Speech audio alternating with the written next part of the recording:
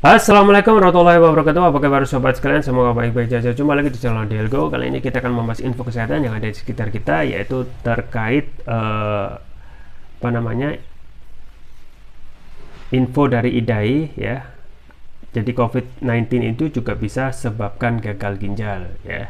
Jadi memang ini ada temuan ya, yang kemungkinan perlu juga dikonfirmasi ya, dan juga perlu juga kita ya supaya mewaspadai terkait COVID-19 ya, mengingat COVID-19 ini meskipun sudah turun, ada subvarian yang baru yaitu subvarian XBB dan XBC, dan ini merupakan kombinasi dari Omicron dan Delta ya. Ini yang juga disampaikan di media oleh Menkes bahwasanya kasus harian yang akan puncak itu sekitar 20.000 per hari. Yang ini bisa kita khawatirkan bisa saja suatu saat itu meledak kalau kita tidak menjaga dalam batas negara, misalnya orang yang pulang dari luar negeri ya, kemudian tidak bisa menjaga, bisa saja itu karena sobat sekalian ya, subvarian yang sekarang menjadi COVID itu naik kembali ya di luar negeri adalah salah satu ini, yaitu subvarian XBB ya. Nah, bahasan kita kali ini yaitu tentang COVID-19 yang juga bisa menyebabkan gagal ginjal. Itu yang kita akan bahas kali ini ya. Tapi sebelumnya, bagi Anda yang ingin mencoba produk kesehatan madu hutan ya, seperti ini, variannya banyak sekali, di antara madu hutan Flores ya, Rio dan lain sebagainya. Link pembelian ada di deskripsi, atau bisa kunjungi toko online kami di Elko, di Tokopedia atau Shopee. Baik, langsung saja kita baca dan kita ulas sesuai yang dilansir oleh cnnindonesia.com. Dalam kolom gaya hidup, IDAI, COVID-19 juga bisa sebabkan gagal ginjal. Jakarta, CNN Indonesia. COVID-19 masih jadi penyakit yang harus diwaspadai. Hingga saat ini, virus ini juga tak hanya menyerang pernafasan, tapi juga bisa menyerang organ lain termasuk ginjal. Ketua Umum Ikatan Dokter Anak Indonesia IDAI Pimprim Basarah mengatakan bahwa penyakit gagal ginjal juga bisa terjadi karena COVID-19. Benar ada gagal ginjal karena COVID-19, kata Pimprim dalam konferensi pers secara daring Rabu 9 November.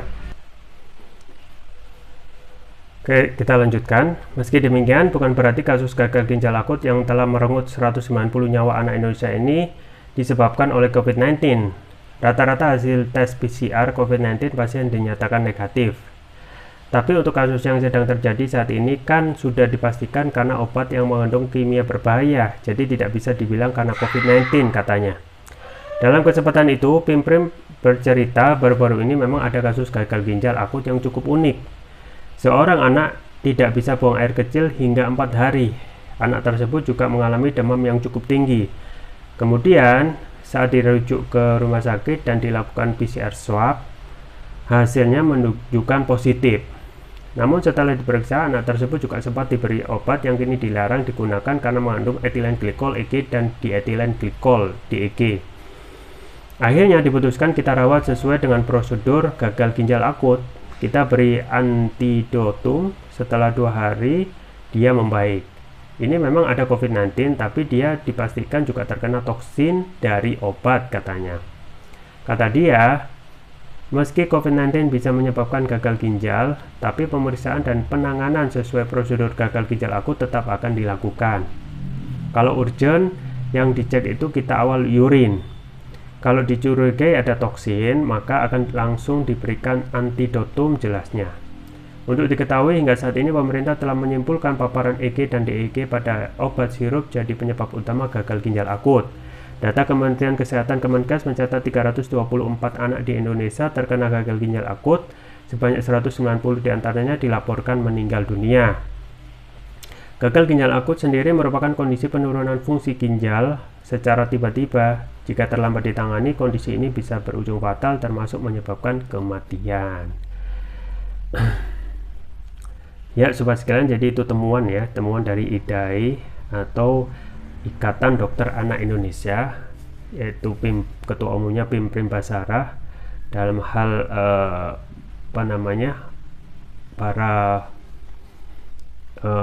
penderita gagal ginjal akut ya, mayoritas memang tidak, ketika diperiksa tentang COVID itu mayoritas negatif. Ada beberapa ataupun kalau nggak salah 1-2 disebutkan di sini, ternyata orang yang anak yang gagal ginjal akut ini ya ketika di PCR swab itu ternyata positif ya. Jadi memang dijelaskan sedari awal kasus gagal ginjal akut ini memang misterius ya sobat sekalian. Kenapa? Karena pemberian obat sirup sebagai obat sirup yang biasa diberikan itu sudah berlangsung lama gitu ya. Nah, ternyata baru-baru akhir ini ada temuan yang namanya senyawa pelarut yang ada dalam sirup obat penurun demam, yaitu etilen glikol dan dietilen glikol gitu ya. Jadi ada apa ya akhir-akhir ini kok bisa muncul peristiwa seperti ini ya, padahal sirup itu sudah hal yang lumrah dan jamak dilakukan oleh para orang tua bagi anak-anaknya yang menderita ya demam gitu ya. Nah, ini juga patut harus diinvestigasi ya secara hukum ya, apakah ada pelanggaran prosedur dalam pembuatan obat yang ini dietilen, yang membedakan antara senyawa sekarang dan yang dulu gitu ya. Karena dulu tidak ada apa-apa, sirup yang diberikan juga sama, tetapi kondisinya sekarang kok lebih berat, bahkan cenderung mematikan. Apakah ada pihak-pihak yang bermain dalam hal ini kan harus dipertanyakan. Tapi itu adalah tugas dari pemerintah dari segi hukum. Dari segi kesehatan tentu saja ya, pemerintah dalam hal ini yang mempunyai leading sektor dalam bidang kesehatan yaitu Menteri Kesehatan benar-benar harus menjalankan fungsinya dengan cepat. Jadi anak itu berbeda dengan dewasa gitu ya. Organ-organ tubuhnya memang belum sekuat orang dewasa. Makanya ketika muncul isu ataupun kasus gagal ginjal misterius atau gagal ginjal akut ini sampai meninggal 190 anak, itu sebenarnya suatu hal keterlambatan dari Kemenkes untuk segera merespon menangani ya kasus ini gitu ya. Meskipun sekarang sudah ada penurunan, tapi angka 190 itu seakan tidak ada yang mau bertanggung jawab gitu ya. Meskipun kita harus sadari bahwasanya semua itu takdir, tetapi dalam hal leading sektor Menteri Kesehatan ini termasuk telat gitu ya dalam hal merespon terhadap kasus gagal ginjal akut.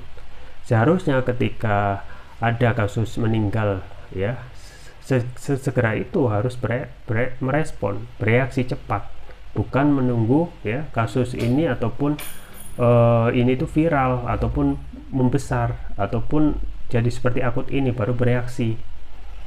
Jadi ini pada saat sekarang kita perlu benar-benar mau tidak mau harus meningkatkan kesadaran individu gitu ya, mengingat respon dari leading sektor yaitu Kemenkes sendiri yang seharusnya memberikan respon cepat itu malah kurang begitu efektif dan efisien untuk merespon kasus gagal ginjal akut ya. Dan penanganannya memang terkesan terlambat ya. Makanya itu yang harus bisa kita usahakan secara individu adalah bagaimana kita itu ya dari segi keluarga harus menjaga kesehatan tubuh kita itu secara sehat untuk meningkatkan imunitas sehari-hari ya. Makanya saya juga merekomendasikan untuk jadikan ini ya produk kesehatan itu untuk stok di rumah, yaitu propolis ya. Propolis ini adalah produk kesehatan yang sangat saya rekomendasikan untuk menjaga imunitas tubuh agar kita tidak cepat sakit gitu ya. Karena kalau sudah sakit apalagi sudah masuk ke rumah sakit itu biayanya mahal sekali. Jadi ini adalah produk sabu jagat yaitu Turkish Propolis Turkiya ya. Ini produk premium, sudah memakai nanoteknologi ya. Nanoteknologi itu manfaatnya untuk meningkatkan kelarutan dan penyerapan oleh tubuh, artinya cepat sekali dalam merespon ataupun menyembuhkan terhadap penyakit. Kemudian manfaatnya banyak ya, diantaranya dapat mengatasi penyakit non medis, kemudian untuk kolesterol, kekebalan tubuh, asam urat, diabetes, stroke, luka ringan, batuk pilek, tumor, mah, kanker, ginjal, amandel ya, ginjal terutama yang bahasan gagal ginjal akut itu bisa juga dijadikan terapi ya. Kemudian untuk nyeri PMS dan lain sebagainya. Kemudian untuk varian selanjutnya yang juga saya rekomendasikan yaitu yang ini ya, yaitu Turkish Propolis Turkiya Brain. Manfaatnya untuk memberikan nutrisi pada otak ya, meningkatkan konsentrasi ya, membantu pemulihan stroke, membantu proses pertumbuhan pada anak dan remaja, meningkatkan stamina, mengatasi gangguan migrain, mengatasi keluhan vertigo, mengatasi sering sakit kepala berkelanjutan, stres, kepala pening, meningkatkan kecerdasan pada anak dan remaja, sekaligus memudahkan anak dan remaja menghafal pelajaran, dan juga dapat menutrisi otak orang dewasa yang suka lupa atau pikun. Keunggulan dari TPR ini antara sudah mendapatkan sertifikat halal dari MUI, sertifikat dari BPOM, dan sertifikat dari INEA, International Nano Entrepreneur Association. Penggunanya cukup mudah, tinggal meneteskan TPR ini sesuai berat badan tubuh. Misalkan berat badan tubuh 60 kg, berarti 6 tetes, dikonsumsi 2 kali pagi dan malam. Untuk terapi berat, untuk bisa 3 kali pagi, siang, dan malam. Jangan lupa untuk selalu menjaga kesehatan imunitas tubuh di kondisi sekarang yang tidak menentu dengan konsumsi TPR, Turkish Prophylaxis Ruqyah. Atau juga bisa mencoba produk herbal kami yang lain, yaitu madu hutan ya. Semuanya link pembelian ada di deskripsi, atau bisa kunjungi toko lain kami di Elko, di Tokopedia atau Shopee. Itu saja yang bisa saya sampaikan, semoga bermanfaat. Jangan lupa like, share, dan subscribe. Sampai jumpa lagi. Wassalamualaikum warahmatullahi wabarakatuh.